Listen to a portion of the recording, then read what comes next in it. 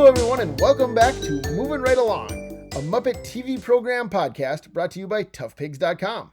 It's the podcast where we watch A Muppet Family Christmas, 2 minutes, and talk about it a lot. I'm your host, Anthony Strand. And I'm your other host, Ryan Rowe. And we have a new guest with us today. A new guest, but he's an old friend. Who are you, old friend? Ho, ho, ho, it's me, Santa Claus. Ho, ho, ho. We tracked him down, folks. Santa Claus. You're both on the naughty list. Ho, ho. No, it's not. It's not Santa. I'm sorry, everybody. But Santa's not real. It was me the whole time, Joe Hennes, co-owner of toughpigs.com. I was Santa for the last 2,000 years. You're welcome for all the gifts, everybody. It's funny, though, because Santa is an old friend. He used to post on the Tough Pigs forum every year. That is true. We used to get annual visits on the Tough Pigs forum from Santa Claus. It was incredible. He would post custom poems for everyone who all of his responded posts to him. were in rhyme. Yeah. It was amazing. That was fun. And the cool thing about it, you could post in any kind of rhyme scheme, like, to him. Like, you could do a haiku, you could do a limerick, you could do whatever you want, and then he would respond in the same type of poem. It was pretty cool. Yeah, it was awesome. I guess Santa probably, like most people, does not use Delphi message boards anymore. No, that's probably true. But today we are looking at minutes 25 and 26 of A Muppet Family Christmas. In these minutes, Miss Piggy walks through a snowstorm, and Fozzie and the snowman try to do their new act. So we do start here with Piggy. She tells Kermit that she'll have to catch a taxi to the farmhouse. Kermit says it's too dangerous to travel, that she should wait. How far do we think she is from the farmhouse? I don't know. She's in a city, clearly. Right, she hasn't gotten far from wherever she was doing her shopping. Right. As we've established, as far as I'm concerned, this is set in, western Minnesota or eastern North Dakota. So there's no cities. I mean, is she in Fargo? I don't think she's in Fargo. She's doing her shopping in Fargo, and now she's going to catch a cab way out to the country. Right. I mean, she might, but that seems implausible. So she's probably still in, New York or London, right? Right. I like to think that she's she's been slowly making her way. So at this point, she may be nowhere near the store that she was at before, or the photo shoot, or wherever the heck she's coming from. Yeah, I guess we don't know exactly how much time has elapsed. Yeah. Well, I guess we know that they haven't spent the night yet, right? Because they haven't figured out the sleeping situation at the farmhouse. That's true. It's still the same day, but we just don't know. Right. Yeah. We have seen it go from She hopped on a plane, nighttime. and she got to the small town that's just outside the farmhouse, where they have one cab, and she's trying to hail it. Could be, yeah. Yeah, because small towns always have a cab. That's a thing. It is a thing. You've seen It's a Wonderful Life. There's the one cab driver. That's true. Bert or Bedford Ernie? Falls does have a set. That's Ernie. Bert's a cop. Right. So what happens next, though? Piggy says nonsense. It's just a little bit of snow.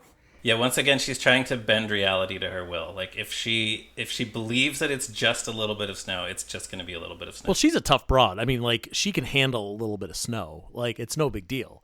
She grew up on a farm. She knows what it's like. That's true, living out here in the middle of nowhere. So, yeah, no big deal. She's on her way. She can hoof it with her hoofs. Right, that's true. But as we see, she cannot, because she goes out of the phone booth, and then we watch her struggle against a blizzard for 21 seconds and finally get blown back across the frame. Wait, hey, Anthony, what's a phone booth?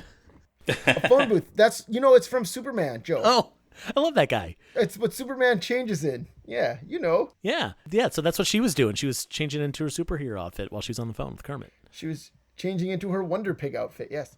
The sound effect when she gets blown backwards is so funny, I think. Yeah, there's a lot of sound effects in this that I like.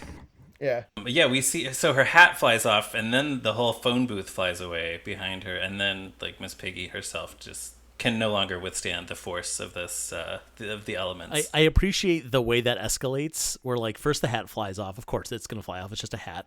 And then the phone booth, which is she is apparently stronger than a phone booth, because the phone booth, I guess, flies she's really rooted to the ground. And then yeah. Frank Oz is such a great performer. It really looks like Miss Piggy is fighting against the wind, which I love. I love how she's at that angle where she's walking up a hill and then she gets blown off. Yeah. Right. Yeah. This is such a minute detail, but is there a wall behind her with a pipe on it, or like, is that the wall of the studio that we're not supposed to see? It looks like there's a white wall behind her that you can see after she blows away. Yeah, it does look like there's something back there. Yeah, like it's like an electrical. There might be like an electrical plug at the bottom of it. You know what I mean? Yeah, I guess the phone booth could be just on the side of a building or in an alley or something. Yeah, I guess it could. All right. What else happens in this one? So then we go back to the farmhouse, where it doesn't. Well, it kind of doesn't, you know. Like, we're gonna see her later. Spoiler: we're gonna see Miss Piggy later. What? She's this isn't fine. the end of Miss Piggy. She's not dead. Yeah, I just think it's interesting if we're seeing the wall of the soundstage. That's all. Yeah, no, I get it. Something I just realized too I have no comments. That's all. So something I've just realized too is like we're asking like how does she get from wherever the studio eventually to the farmhouse? Like maybe the wind is blowing in the direction of the farmhouse, even though she's looking for the cab, which is the other way. Maybe this blew her like 10 miles the other way and got her that much closer. Maybe, she kind of like a Mary Poppins thing, like she catches the wind to wherever she needs to go. Yeah, it's canon. Yeah. We just wrote it. There you go. It is now. So now we go back to the farmhouse. Kermit is worried. Fozzie is very sympathetic that Kermit is worried. He says, "You look worried." And then he says, "What a pal." He's such a good pal. And then he says, "And I know exactly what you need. Comedy." So he's going to introduce his new partner. Well, who's his new partner? A snowman. And then Kermit says the most perfect Kermity line, the greatest thing Kermit has said in 65 years. The heck you say? Yeah. I love this is not a line that I quote a lot in my life, but I should. Oh, it is I really for me. should pick this up. Roz and I say it to each other constantly. The like heck when, you say? When it's like, oh, one of the kids did this thing. We'll just be like, the heck you say? Yeah, it's in my vernacular just enough. You're right though. We should be saying it more often. But the thing that I love about it is like this Kermit the Frog in particular is the Kermit from the Muppet Show, and so he's already had 5 seasons worth of like Fozzie doing ridiculous crap on stage. So the fact that he's like, hey, I have a new partner. He's a snowman should not be surprising at all. And Kermit has like the way that he delivers it is like, well, I guess that's kind of interesting.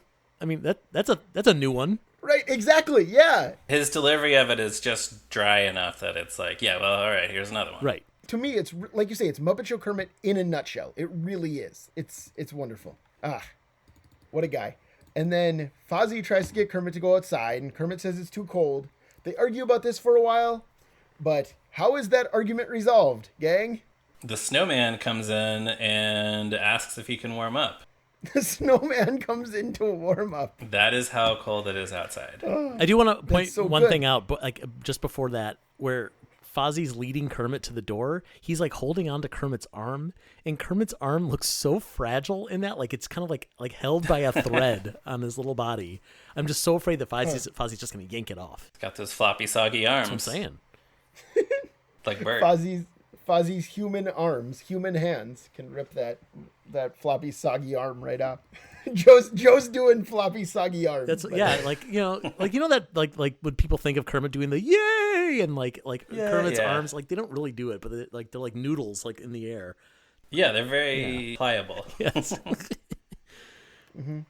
I noticed as they're going to the front door, there's what sounds like just like chatter of various Muppet voices in the background. And then right before they get to the door, there's a Richard Hunt voice crying out like, "Wah!" So I wonder if that was supposed to be like Scooter or some other Muppet is like falling down the stairs, or I don't know, or if it's actually supposed to be the snowman like screaming out in pain because it's so cold outside. Oh, he's getting frostbite. Yeah. Yeah. Poor buddy. Also, is this is one of the few times that someone comes through the front door and doesn't slip on the icy patch? He's made of ice. That must be why. That's true. He's immune. Yeah. He's immune. He's immune to ice. That's right. But we do learn here that the snowman definitely does not have a name, because Kermit says, "You must be Fozzie's new partner," and he responds by saying, "I'll say we're terrific." Not, "Yes, I'm, Bob the Snowman." Please Oh, do right, it. because Kermit says, "Hi, I'm Kermit the Frog." Yeah, and he just says, "Yeah, you're right." It's like that polite thing that you do to be like I can't remember your name, so I'm going to introduce you to my friend. Like, hey, have you met Kermit the Frog? And then he's like, yep. Oh, great. That's the end of that conversation. You're just okay. We'll just call you the snowman. That's fine. Yeah, Fozzie is just so rude. He never thought to ask the snowman's name. Right, that's true. Well, Fozzie built the snowman. He birthed he could the give him a snowman. name. It's true. Yeah, It's He can give him Fozzie's whatever fault. name he wants. Yeah, he didn't name the snowman. Fozzie birthed the snowman. What would you guys name the snowman if you could? Let's call him. I don't know. He doesn't need it. He's just the snowman. How about I don't know. Frozie? 'Cause he's like Fozzie, Frozie but the he's snowman? Frozie. Oh, Yeah, all right. I don't know. You can cut this, Anthony. I probably will. Good. All right, but so what Ice happens? Cubert? No, never mind. Ice Cubert. Yes, Ice Cubert. Worth keeping now. So anyways, Fozzie, big fan of the musical 42nd Street. Fozzie says, "You are coming in a snowman, but you are going out a star." You know, I didn't know what that was a reference to originally, but I thought you might, so I'm glad you did. Yeah, it's in 42nd Street. Warner Baxter, as the director of the musical, says, "You are going out a youngster, but you've got to come back a star." Or is he just a big fan of the Valerie Harper episode of The Muppet Show? Where Right. Kermit yeah, says, where she does that big musical "Yeah, number. you're going out a star and coming back a showgirl," or something like that. Yeah, that does. So there you go. Fozzie was in that episode, so maybe that's where he learned it. That's from. where he heard it, yes. Yeah. But anyways, then Fozzie asks the assembled crowd, "Would you like to see our new act?" And who's there? Who's in the crowd? Statler and Waldorf. Those guys. Yeah, those guys. And they do start off with a real solid joke. Real solid Statler and Waldorf joke, which is, "We'd love to see your act. In fact, we'd hate to miss your act. In fact, we'd love to hate your act." Yeah, good timing on that one. Which is wonderful. Fozzie is, of course, surprised to see them. And then his mom is just like, "Nah, they come visit me every Christmas. They're my best friends." Oh, Yeah, okay, hold on. So, first of all, he says Fozzie's initial question is, "Where did you guys come from?" That's a great question, because when did they get there and how did they get there? There's been a really terrible blizzard going on for a while now. So when did they arrive, and how did Fozzie not see them arrive? That's Yeah, my that's first true. question. That makes it even funnier. I never thought about Yeah. it. And they're just hanging out in the living room. Like, they've just been sitting on this couch for who knows how long. But Yeah, they just appeared. yeah, and then when Ma says they're friends of mine, they come visit me every Christmas. Like, how long has she known them? And have they known this whole time that they've been making their friend's son's life miserable? well, and she was supposed to be in Malibu or whatever. Right. Right. Yeah. So they were going to show up even if the rest of the Muppets didn't. Apparently, because they come over. They every probably Christmas. knew that she had rented out the place to somebody else. Right. They would have shown up and just been in the house with Doc and Sprocket. I would That actually would love have to been- see that. What that would have been like. Statler, Waldorf, Doc, and Sprocket hanging out. Yeah. That's great. Yeah. I guess it's possible that she met them on one of those couple of appearances she made on The Muppet Show. Maybe she struck up a conversation with them in the Muppet Theater. Or if Muppet Babies is canon, then then I guess she would have come to pick up baby Fozzie and met the neighbors who are Statler and Waldorf. Yeah. Yeah. Right. Yeah. But at the Muppet Show, she fell asleep watching the Muppet Show. So that's certainly enough to endear her to Statler and Waldorf. Oh, that's true, yeah. They probably went up and introduced themselves to her. Yeah, they were like, "Who's this bear? Who's this bear falling asleep?" That's great. But it is pretty Explain weird your then favorite that implies that they've known all this time that Fozzie is her son, and yet they have never let up on just being cruel to this guy. This is very Severus Snape, hating Harry Potter. You know what I mean? Oh, yeah. See what I'm saying? That's true. It is. Yeah. But anyways, so then they don't let up on him now either, because now they're busting out, "These two comics are made for each other. The snowman is ice cold and the bear's not so hot." Oh, Statler and Waldorf jokes were so good back then. it's an actual joke. Right. All Statler and Waldorf jokes now are just "This is bad," and that's all they say. It's literally that. It's not the subtext. Yeah, and they reuse, that wasn't half bad. It was all bad. Exactly. It's a lot of the same stuff over and over again these days. Right. And I mean, in this one, then the next thing Waldorf says is, "You know what they say, there's no business like snow business," which isn't really a joke, but it's pleasant enough, I suppose. Well, it's a joke because the comedy partner is a snowman. It wouldn't make sense in any other context, but it's Statler and Waldorf stealing the comedy spotlight away from Fozzie. Right. And meanwhile, while they're telling these horrible jokes and like ruining Fozzie's act, all of Fozzie's friends are laughing hysterically at everything Salvador is saying. Like, what a dick move. Like That's nobody true, no, has you're right. any sympathy for Fozzie and this guy they just met. I like the shot a lot, the composition of the shot that establishes all the Muppets that are gathered around Fozzie's ma. It's just like it cuts.